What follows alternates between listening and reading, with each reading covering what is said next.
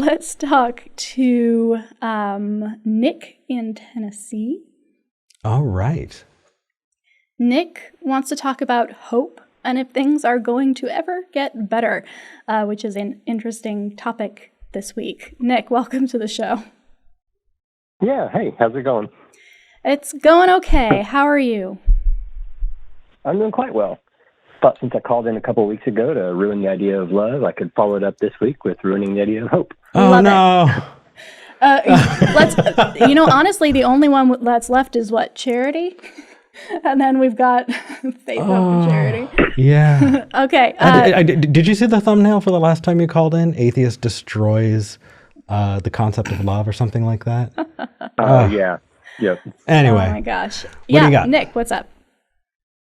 So I was talking with a friend who is a theist, and she tends to be more pessimistic than I am. I tend to be more optimistic. And as an atheist myself, I place a lot of stock in science, progress, society, moving forward, right? Mm-hmm. And so I'm of the mindset that over time, our society, our culture, our world is effectively going to get better as we work together more effectively and develop technologies and resources that enable that. Sure. Whereas she thinks that the technologies, the advancements, a lot of that, are being used by corrupt, wicked, evil people to get away with what they want to do, kind of in secret and stuff like that. So I guess we just have kind of opposing views on things, and it made me wonder, like, is there a good reason to think that the world is getting either better or worse? And if so, what is it and why? Eric, you want to take this one? Sure, absolutely. There are so many different places to go. I think what's first is kind of an understanding of what the social contract is and how we as a social species have gotten here. We as a social species have gotten here because we're wired for a lot of different things that coincide with the social behavior that we see today, right? It has helped us survive. And so when it gets to, a baseline, there are things like charity and equity that we, see capuchin monkeys display, so the idea that charity and equity would somehow go out the window is bogus.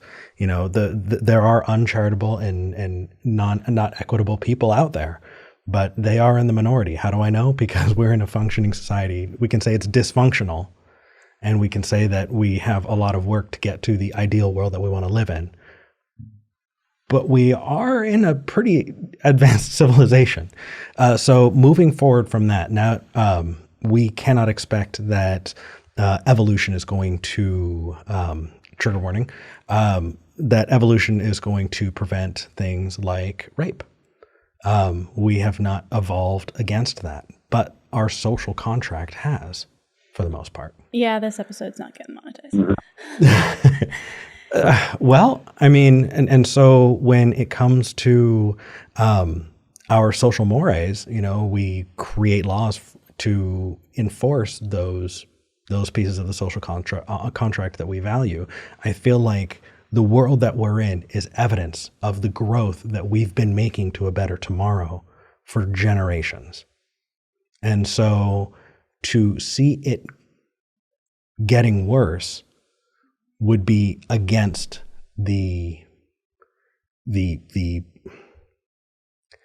trend that we've seen for hundreds of years. I disagree. Go back 100 years and tell me if you still disagree. Go back 100 years before that and tell me if you disagree. Go back 1,000 years and tell me how things were, and then tell me whether or not you disagree. We are growing as a society. You can point out issues that you think are important, but in 100 years from now, there will be other issues that people are going to think is important, and that's going to be the growth that they make. That's fair. I do think, though, that we fall into a dangerous idea when we think about the idea of linear progress, or this concept that, oh, don't worry, in 100 years things are going to be better in general, because that leads us to be lax in what we defend.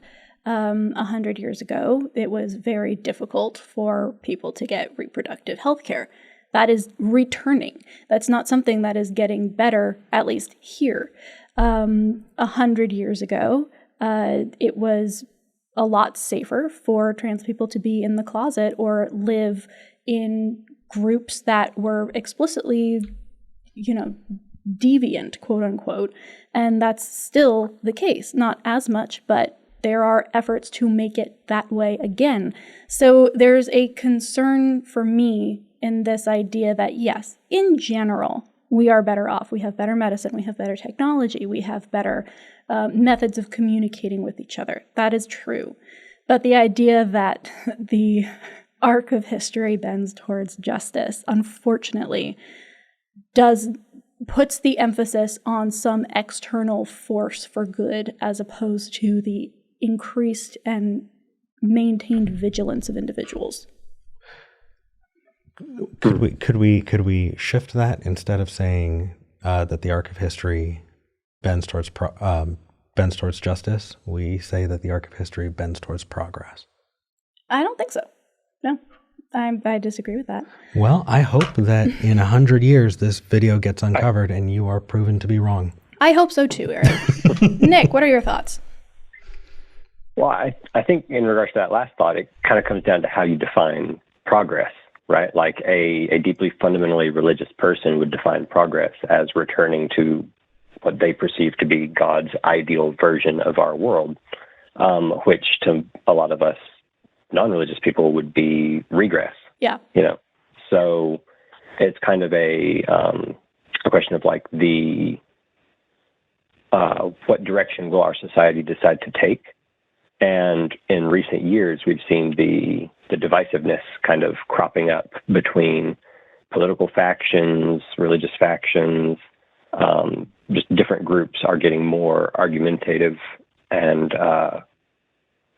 conflicting with one another more, it seems. And so I guess that's a big portion of why we were kind of having these different views, because I'm looking at like, yeah, the science, the tech, it's all getting better. And she's like, yeah, but people aren't being nice to each other. People are more prone to be mean, to be separate, to be. But if you were to plant her in the middle of Alabama during the civil rights movement, do you think that? Okay, so I mean, it's possible that the world has gotten better, but could get worse again. Like we could have reached the apex and be on the downswing. I don't think that's the case, but I think it's possible. I think we just build more and more complex social mores. I imagine in 300 years, people are going to look back and have an answer for veganism, and they're going to see us all as monsters, or that probably, yeah, right, or that here's an easy one. How immoral is it that we all drive in cars that don't drive themselves? How terrifying would that be for somebody to just get in a several ton metal box and just go 70, 80, 100 miles an hour? It's just mind blowing. Like I think that we just build and grow them, but not every step is a step forward. But if we look at V put it very well, the arc of history. That wasn't me. I wish I could take credit for that one. Pretty sure that was Martin Luther King. I'm not saying that you came up with it. I'm saying that you gave that example, and that's a very good way of putting that. That the arc of history has bent towards progress. I don't know. I think that a large part of the reason we think we are so progressive now is because we don't know what people beyond what, we would consider the Middle Ages or the Dark Ages. Like there are whole studies of societies that were a lot more socially progressive than we are now, like way back then. So like there is also, we have to take into consideration the fact that we are the ones writing the history. We are the ones saying, wow, look at how progressive we are. Look how much we've done. And yeah, that makes us feel good. I entirely disagree. You would have these very progressive societies when the tribe is much, much, much smaller. We come across... There was an entire region, the Fertile Crescent in Africa, before like 3000 BCE, was exceedingly more progressive. And what happened was I believe it was the Indo-Europeans up north came down to the south and conquered them and instituted what would become versions of the Abrahamic faith. And literally, like, there are entire civilizations that have made so much progress, not in all ways, granted, but in ways that we are still trying to achieve today. So I think there's a lot more nuance here than just saying, yes, everything is going to get better. I also do want to... Hold on. No, I disagree with your example. I absolutely disagree with your example, and I want to push back before we move forward. If we want to talk about Rome was a huge empire, right? Mm-hmm. It did not reach out to the empires that were being built in the Far East. It did not reach out to the huge, indigenous people groups in North and South America, and all of those different groups, right? Where it's a matter of scale. I think that it's easier when you have a smaller tribe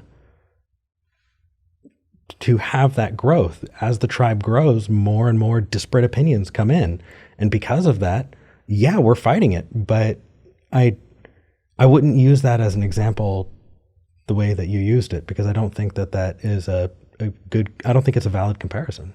Interesting. Well, we can definitely talk more about this. I do want to address one more thing, Nick, that your friend said, or that you've said your friend said about people aren't being nice, right? Yes. And this concept that in order for progress to happen, people must be nice to each other. And I think that that's very dangerous too, because I don't think that's accurate.